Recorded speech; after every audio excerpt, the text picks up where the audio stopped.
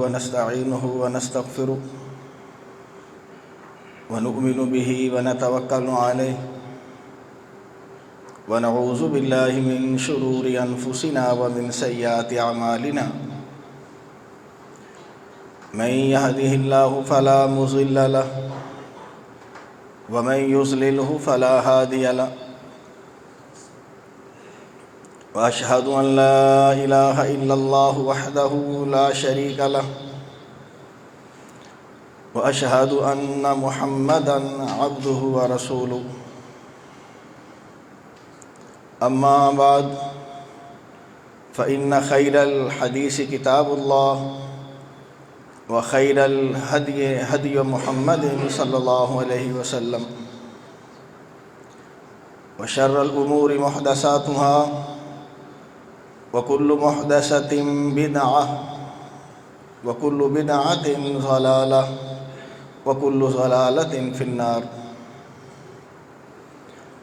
اللهم صل على محمد وعلى آل محمد كما صليت على إبراهيم وعلى آل إبراهيم إنك حميد مجيد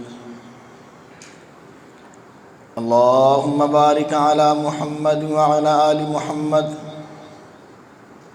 كما باركت على إبراهيم وعلى آل إبراهيم إنك حميد مجيد رب اشرح لي صدري ويسر لي أمري واحلل عقدة من لساني يفقهوا قولي رب زدني علما رب زدني علما أعوذ بالله من الشيطان الرجيم الذي خلق الموت والحياة ليبلوكم أيكم أحسن عملا ومقام الآخر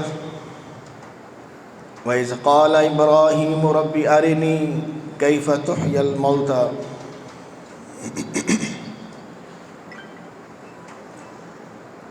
ہر قسم کی حمد و ثنا تعریف بزرگی برتری اللہ تعالیٰ کی ذات اقدس کے لیے،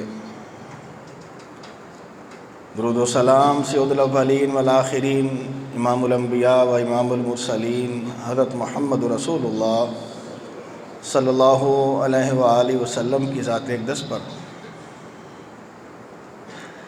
اللہ تعالیٰ کا ہم سب پر احسان، اللہ تعالیٰ نے اسلام جیسی عظیم نعمت سے نوازا، دعا بھی کرے کوشش بھی کرے اللہ ہم سب کا خاتمہ اسی ایمان پر فرمائے۔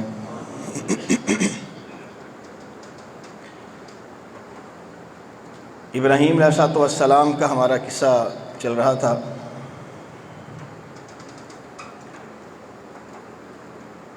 کہ ابراہیم علیہ السلام نے جس گھر میں پرورش پائی، جس گاؤں دیہات شہر میں پرورش پائی، وہ سب کے سب اللہ کے ساتھ شرک کرنے والے، اپنے ہاتھ سے بت بنا کر اسی کو اللہ کے برابر کھڑا کرنے والے تھے۔ ابراہیم علیہ السلام نے اپنے گھر سے دعوت کا آغاز کیا، اپنے والد کو سمجھایا، والد ناراض ہوئے، سنسار کرنے کی، قتل کرنے کی، مار دینے کی دھمکی دی۔ قوم کے پاس آئے، قوم کو بھی آ کر اسی طرح عقیدہ توحید کی دعوت دی۔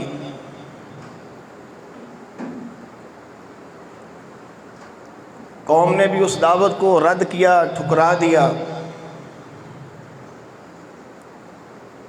اب چہار سو ابراہیم علیہ السلام کا چرچا ہو رہا تھا کہ کوئی شخص ہمارے علاقے میں ایسا ہے جو ہمارے بتوں کے خلاف بول رہا، ہم جس کی عبادت کرتے ہیں، اپنی ساری زندگی کی التجائیں، دعائیں، گزارشات جن کے سامنے رکھتے ہیں کہ ایک شخص جس کا نام ابراہیم ہے وہ ان کو برا جانتا ہے، اور اوپر سے یہ بھی کہہ رہا ہے کہ مرنے کے بعد دوبارہ زندگی ہے۔ میں نے آپ کو بتلایا تھا کہ ابراہیم علیہ السلام نے یہ دعوت، یہ عقیدہ، یہ سوچ، یہ منہج اپنی اس قوم اور بستی کو، کہ جو قوم اور بستی اس دعوت کو بالکل یکسر نہیں جانتی تھی، اس عقیدے پر پختہ ہونے کے باوجود ابراہیم علیہ السلام نے اللہ سے بھی گزارش کی۔ اس لیے مفسرین کہتے ہیں کہ ایک علم یقینی ہے، اس علم یقینی کی خاطر کہ عین الیقین ہو جائے، دل کا پکا مضبوط عقیدہ اور پختہ ہو جائے کہ ہاں اللہ تعالیٰ کی ذات مرنے کے بعد زندہ کرتی ہے، زندگی اور موت اسی اللہ تعالیٰ کے ہاتھ میں ہے۔ یہ نہیں ہے کہ ابراہیم علیہ السلام اس عقیدے کو جانتے نہیں تھے یا خدا نخواستہ اس عقیدے پر یقین نہیں تھا، یقین تھا، مگر خود کہتے ہیں وَإِذْ قَالَ إِبْرَاهِيمُ رَبِّ أَرِنِي كَيْفَ تُحْيِي الْمَوْتَى، اے رب العالمین میں دیکھنا چاہتا ہوں تو مردوں کو کیسے زندہ کرے گا۔ موت کا بھی انکار نہیں اور دوبارہ اٹھنے کا بھی انکار نہیں۔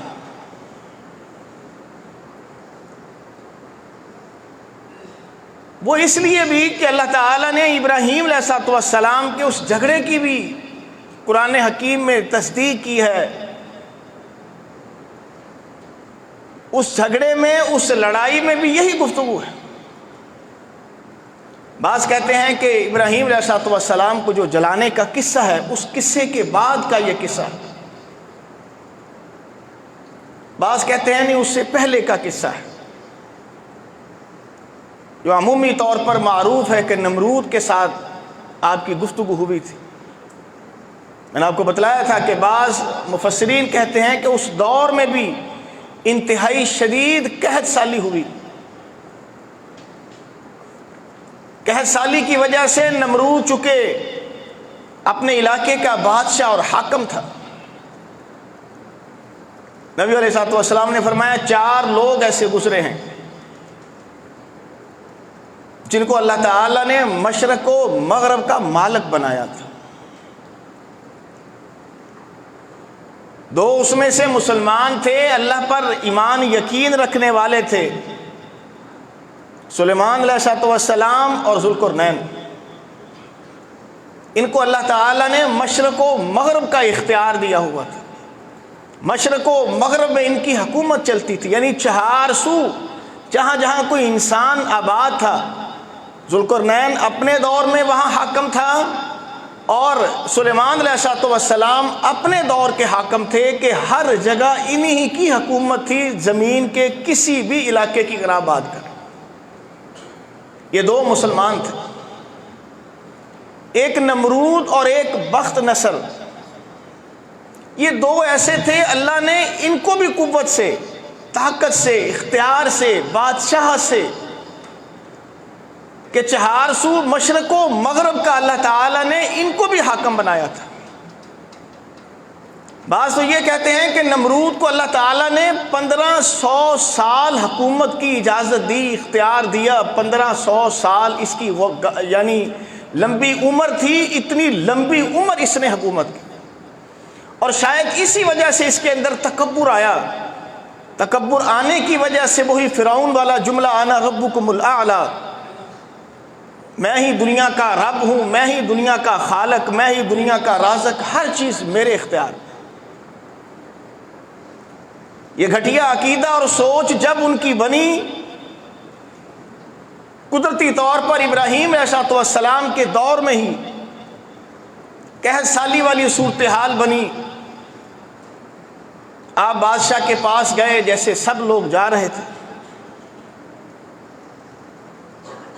بادشاہ کو جا کر اسی طرح راشن کا جیسے بقیہ لوگ راشن لے رہے تھے لیا۔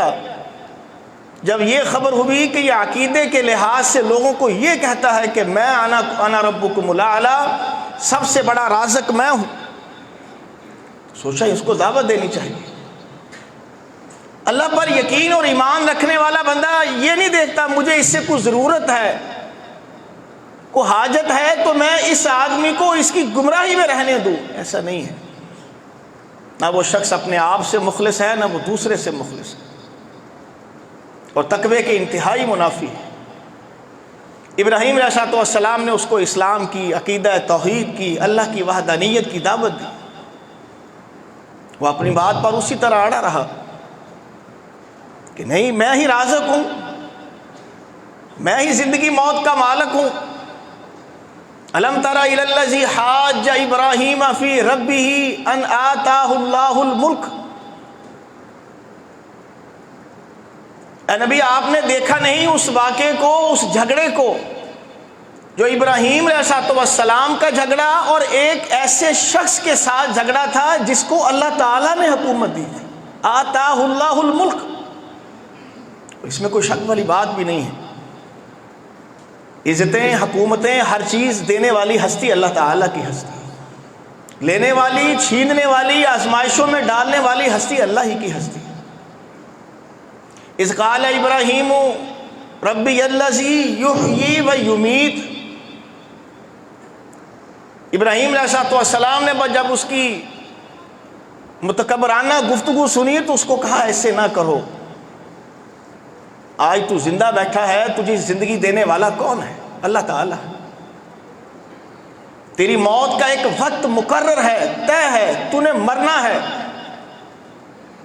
اس پر بھی کسی کا اختیار نہیں ہے، وہ بھی اللہ ہی کے ہاتھ میں ہے۔ کہنے لگا ابراہیم کیا بات کرتے ہو؟ اگر تو زندگی اور موت کی بات کرتے ہو تو زندگی موت تو میرے اختیار میں بھی ہے، میں اس لیے تو کہتا ہوں انا ربکم الاعلی۔ جیل سے 2 قیدیوں کو بلوایا،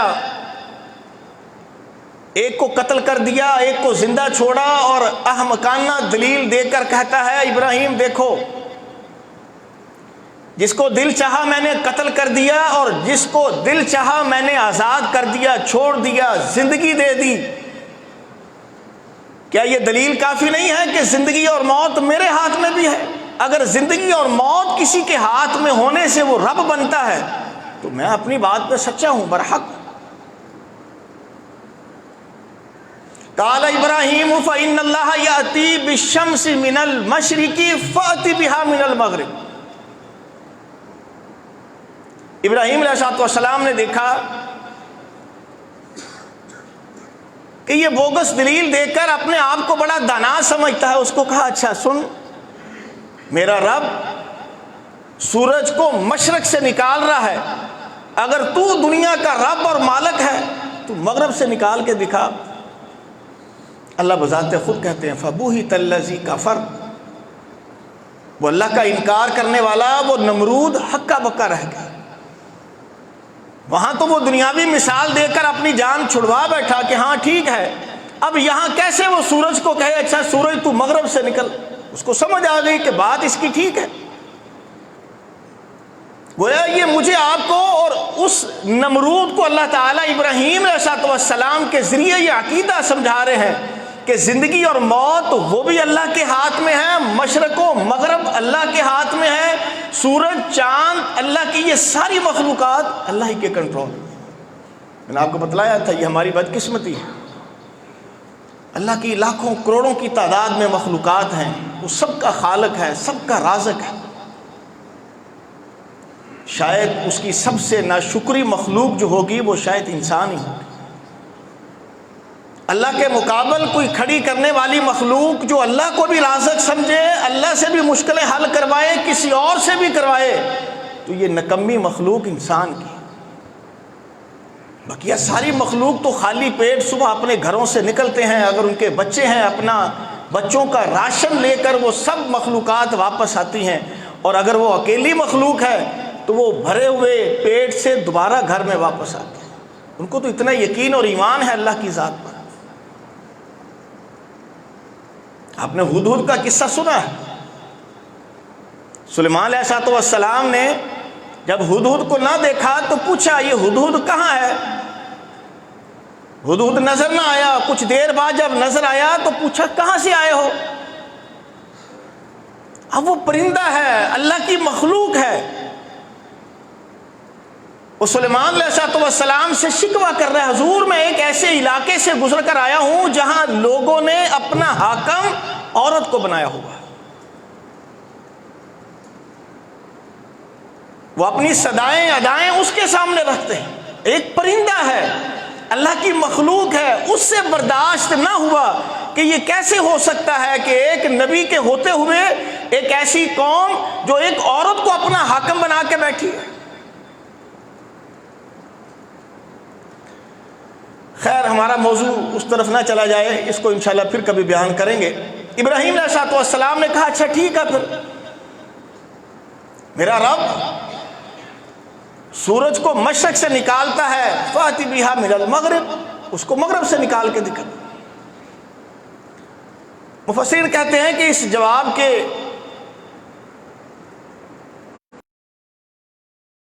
خالی ہاتھ واپس آئے، پریشان تھے، گھر میں بیوی میرا انتظار کر رہی ہے، راشن کا انتظار ہو رہا ہے، راشن ملنے کے ذرائع صرف یہی بادشاہ نمرود تھا، اب اس نے دینے سے انکار کیا ہے، اب کیا کروں؟ سوچا چلو یہ جو میرے ہاتھ میں تھیلا ہے، بوری ہے، اس کو ویسے کسی چیز سے بھرتا ہوں، بھر کے جا کے بیوی کو ایک حوصلہ ایک تسلی دوں گا کہ میں کچھ لایا ہوں۔ اس کو ریت مٹی عام چیز سے بھر کے گھر لے گئے، گھر لے جا کر آرام سے لیٹ گئے۔ کچھ دیر کے بعد اٹھے تو ان کو کھانے کی روٹی کی خوشبو آ رہی، اپنی بیوی سارہ سے پوچھا یہ خوشبو کیسی ہے؟ کہا کھانا پکا رہی ہوں۔ کہا کھانا کہاں سے آیا؟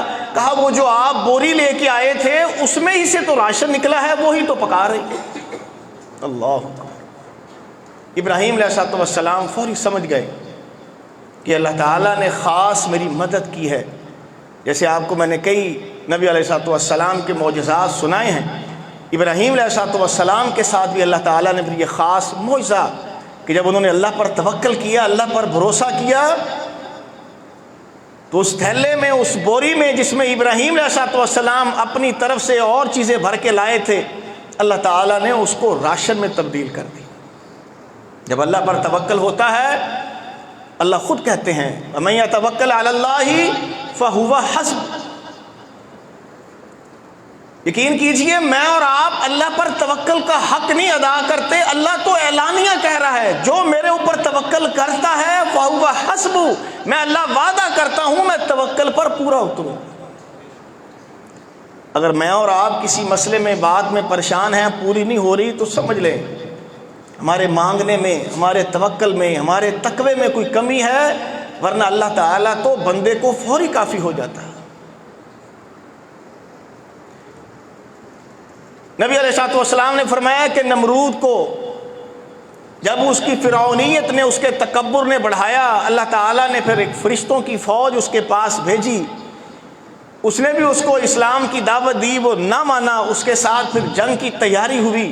اللہ تعالیٰ نے پھر ایک مچھروں کی ایک حقیر سا اللہ کا وہ جانور، وہ مخلوق، وہ کیڑا، وہ مچھر، اس مچھر کو اس کے ناک کے ذریعے اس کے دماغ میں بٹھایا، بالآخر اس بیچارے کی جو 4 سو مشرق مغرب شمال جنوب کا مالک تھا، حاکم تھا، حکومت کرتا تھا، اللہ تعالیٰ نے اس کی حالت یہ کی کہ وہ مچھر اس کے دماغ میں بیٹھ کر اس کو تنگ کرتا تھا، اس کو عافیت اور سکون اسی وقت ملتا تھا جب اس کے سر پہ جوتے مارے جاتے تھے، دیواروں پر اپنا سر پھوڑتا تھا، زمین پر اپنی زور زور سے سر کو مارتا، ٹکرے مارتا، یا حکماء نے کہا اس کے اس بندے پاس مقرر کیے جائیں جو اس کے سر پہ ٹھوکریں لگائیں، مگر ٹھوکر بھی ایسی چیز کی ہو سر نہ پھٹے، تو تب اس کے سر پہ جوتے مارے جاتے تھے، تب اس کو سکون ہوتا تھا۔ بالآخر اسی سزا میں اللہ نے رکھا اور اسی میں اس بدبخت کی موت آ گئی۔ ابراہیم علیہ السلام کا یہ جھگڑا، اس میں بھی آپ دیکھیے ابراہیم علیہ السلام اس کو خود ہی کہہ رہے ہیں کہ رب العالمین کے ہاتھ میں زندگی موت ہے، اور یہاں بھی اگر یہ کہا ہے کہ میں اللہ تعالیٰ دیکھنا چاہتا ہوں کیف تحیی الموتى، اس کا مطلب یہ نہیں ہے، میں آپ کو بار بار سمجھا رہا ہوں کہ موت پر یقین نہیں تھا یا موت کے بعد مرنے پر یقین نہیں تھا، صرف دل کی تسلی اور اطمینان کے لیے قال بلا ولکن لیطمئن قلبی، ابراہیم آپ کو یقین نہیں ہے ہم زندہ اٹھائیں گے؟ کہا نہیں یقین ہے، اطمینان قلب کے لیے۔ قال فخذ أربعة من الطير فصرهن إليك، 4 پرندے لیجئے، ان 4 پرندوں کو اپنے ساتھ مانوس کیجئے۔ وہ 4 پرندے کون سے تھے؟ کسی حدیث میں اس کی وضاحت نہیں ہے، مختلف لوگوں نے مختلف پرندوں کے نام لیے ہیں، جب کسی صحیح حدیث میں اس کا تذکرہ نہیں ہے کہ وہ پرندے کون سے تھے، کیا اس کا نام تھا، ہمیں بھی اس کو ڈھونڈنے کی ضرورت نہیں ہے۔ جب اللہ کے نبی نے خبر نہیں دی، وہ قرآن کہتا ہے 4 پرندے تھے، ان 4 پرندوں کو اپنے ساتھ مانوس کرو۔ ثم اجعل علی کل جبل منہن جزءا، اس کے بعد اپنے ساتھ مانوس کرنے کے بعد اس کو ذبح کرو، ذبح کرنے کے بعد اس کو آپس میں مکس کر لو، ان کی کھال، ان کے جسم کے ٹکڑے، ان کے پاؤں، ان کا سر، ہر چیز کیما کیما کر کے اپنے ساتھ اس کے 4 پرندوں کو مکس کر لو۔ ابراہیم علیہ السلام نے 4 پرندے لیے، اپنے ساتھ کچھ عرصہ مانوس کیا، مانوس کرنے کے بعد ان کو ذبح کیا، ذبح کرنے کے بعد ان کے ٹکڑے کیے، ٹکڑے اس کے مکس کیے، مکس کر کے علی کل جبل منہن جزء، پہاڑ کے مختلف حصوں پر مختلف حصے رکھ دیے، تھوڑا تھوڑا قیمہ مختلف جگہوں پر رکھ دیا۔ کہا ثم ادعهن یاتینک سعیا، اے ابراہیم اب جو پرندہ آپ نے جس نام سے مانوس کیا ہوا تھا اس کو بلائیے، پکاریے۔ ابراہیم علیہ السلام اس پرندے کو پکارتے تھے، اس نام سے بلاتے جاتے تھے۔ ابراہیم علیہ السلام کے سامنے اس کے ٹکڑے جہاں جہاں جس پہاڑ کی چوٹی پر انہوں نے بذات خود رکھے تھے، وہاں سے وہ اس کے حصے، اس کے گوشت کے ٹکڑے اٹھتے تھے، اور اٹھ کر وہ ایک پرندہ جس نام سے بلایا تھا، مانوس کیا تھا، وہ مکمل تخلیق پاتا، اور تخلیق پا کر ابراہیم علیہ السلام کے پاس پہنچ رہا تھا۔ کہا ابراہیم ہم مردوں کو ایسے زندہ کریں۔ انہی آیات کے ساتھ اللہ تعالیٰ نے ایک اور قصہ، ایک شخص ایک بستی کے پاس سے گزر رہا تھا، جیسے ہم کہتے ہیں کہ یہ ہڑپے کے کھنڈرات ہیں، پرانی بستیاں ہیں، وہ شخص کسی پرانی بستی کے پاس سے گزر رہا تھا، دیکھا اس کی دیواریں چھتیں گری ہیں، برا حال ہے، تاریخی جگہ بن گئی ہے۔ اس کے دل میں بھی یہ بات آئی کیسے اللہ تعالیٰ ان کو زندہ کرے۔ قرآن میں آتا ہے اللہ نے دوبارہ اس آدمی کو اسی جگہ جہاں وہ موجود تھا اس کو موت دی، موت دینے کے بعد اس کو 100 سال اٹھایا، 100 سال کے بعد اٹھا کر اس کو کہا بتا کتنی دیر سویا؟ اس نے کہا کچھ دیر سویا۔ کہا نہیں 100 مرہ، 100 سال سویا، 100 عام، 100 سال تک ہم نے تجھے سلایا ہے۔ تیرے پاس کھانا تھا، ہاں کھانا چیک کر، کھانا اس کا بالکل تر و تازہ تھا۔ تیرے پاس گدھا تھا، ہاں گدھا تھا، یہ پاس اس کو نظر آ رہا تھا اس کا ڈھانچہ پڑا ہے۔ اللہ تعالیٰ نے حکم دیا وہ جو پاس اس کے گدھے کا ڈھانچہ پڑا تھا اس کے سامنے اللہ تعالیٰ نے اس سارے کے سارے گدھے کے ڈھانچے کو گوشت پہنا دیا۔ کہ ہم ایسے مردوں کو زندہ کرتے ہیں۔ امت محمدیہ علیہ السلام کا یہ بنیادی عقیدہ ہے کہ مرنے کے بعد زندگی ہے۔ مالک یوم الدین، اللہ تعالیٰ اس جزا اور سزا کے دن کا مالک ہے۔ انسان نے جو بویا ہے یوم محشر اس نے کاٹنا ہے۔ آدم علیہ السلام سے لے کر قیامت کے آخری روز تک جتنی انسانیت آئی ہے، ساری کی ساری انسانیت جب اللہ تعالیٰ سور پھونکیں گے، سور پھونکنے کے بعد ساری کی ساری قوم شام یا جس علاقے میں اللہ تعالیٰ نے سب کو اکٹھا کرنا ہے وہ سب وہاں اکٹھے ہوں گے۔ ابراہیم علیہ السلام بعض کہتے ہیں کہ انہی ہی کی بستی میں، بعض کہتے ہیں کہ جب یہاں سے آگ والے قصے کے بعد ہجرت کر کے آپ عراق سے شام گئے ہیں، شاید وہاں کا قصہ ہے۔ بعض مفسرین کہتے ہیں کہ نہیں، اسی عراق کے علاقے میں، بابل کے علاقے میں ان کے اپنی بستی میں لوگ بتوں کی بھی پوجا کرتے تھے اور چاند، سورج، ستارے ان کو بھی پوجا جاتا تھا۔ اب بطور تضحیک کے، مذاق کے، اور بعض کہتے ہیں کہ بطور تعلیم کے ابراہیم علیہ السلام لوگوں کے پاس کھڑے ہیں۔ فلما جن علیہ اللیل رأى کوکبا قال ھذا رب، ستارے کو دیکھا وہ چمک رہا ہے، کہا یہ دیکھو کتنا شاندار اور چمکدار ستارہ ہے، ھذا ربی، یہی میرا رب ہے۔ اور یہ ربی کہنے والے اس وقت موجود تھے جو ستاروں کو رب سمجھتے تھے۔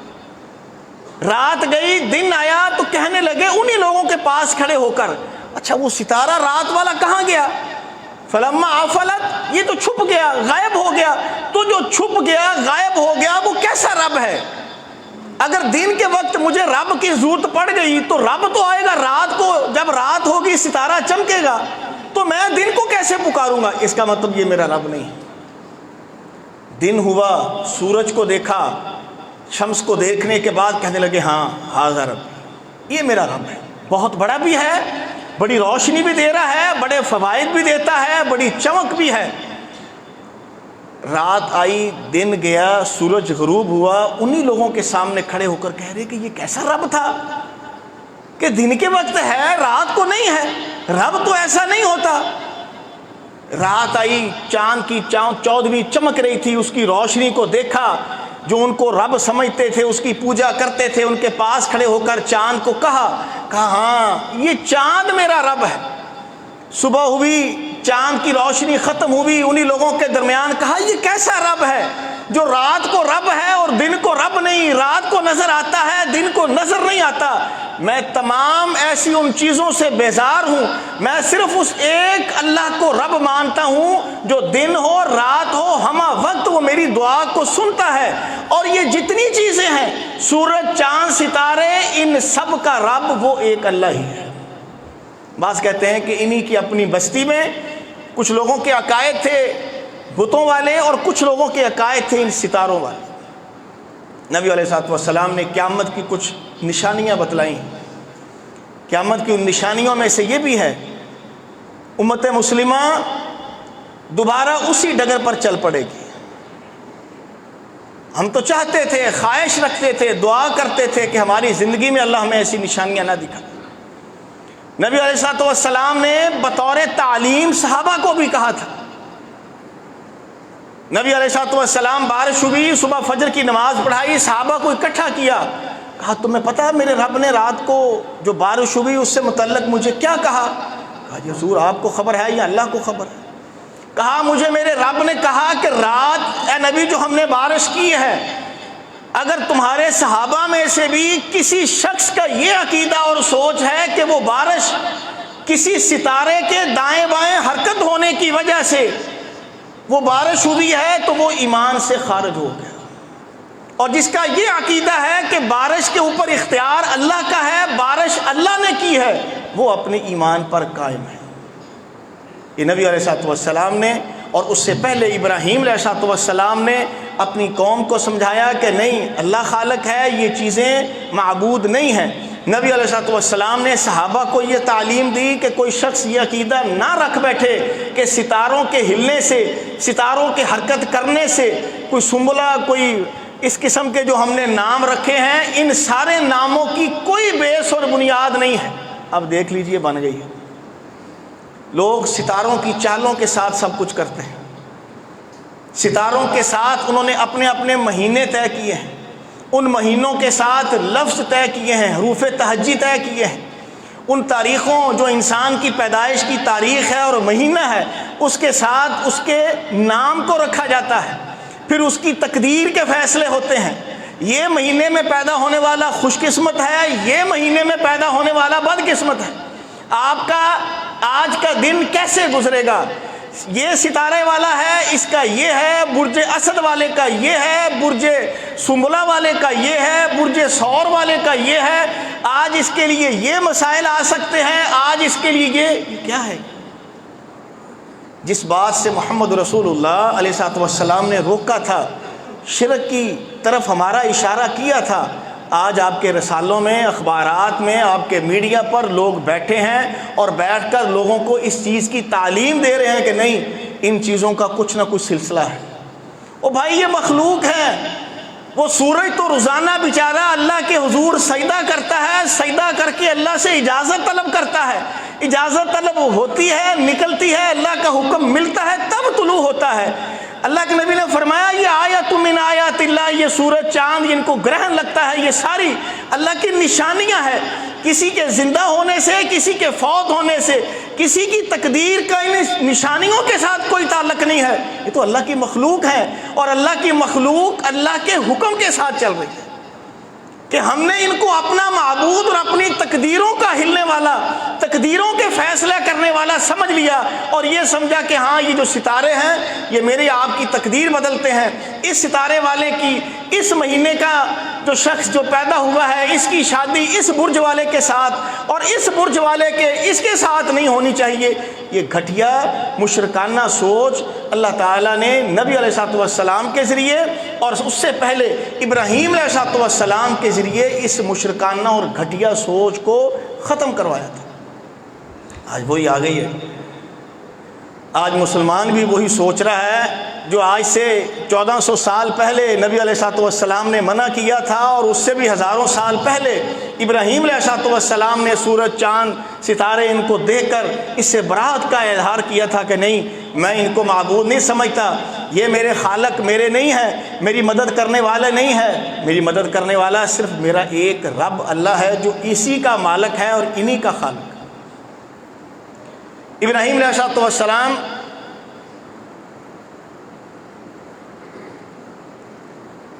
قوم کو سمجھایا، منع کیا، قوم نہ باز آئی۔ ایک دن خود ہی ارادہ کیا، پروگرام بنایا کہ میری یہ قوم فلاں وقت فلاں ٹائم ایک میلے پر جاتی ہے، جب یہ جائے گی میں اس بت کو یا اس بت خانے کو، معبد خانے کو تہس نہس کروں گا جس میں جا کر یہ عبادات کرتے ہیں۔ قوم گئی، معبد خانے میں داخل ہوئے، جتنے بت تھے سب بتوں کو کلہاڑے کے ساتھ توڑ دیا۔ ایک بڑا بت تھا، اس کے پاس کلہاڑا رکھ دیا۔ قوم واپس آئی، دیکھا سارے کے سارے بت ٹوٹے ہیں۔ کہا یہ کس نے توڑے؟ کہا کوئی خبر نہیں، ہاں ایک نوجوان ہے جس کا نام ابراہیم ہے جو ان کو توڑنے کی باتیں کرتا ہے، جو ان کو معبود ہی نہیں سمجھتا۔ باقی انشاءاللہ آئندہ بیان کریں گے۔ اللہ مجھے اور آپ کو حق اور سچ بات کو سمجھنے، اس پر استقامت عطا فرمائے۔ وما علینا البلاغ۔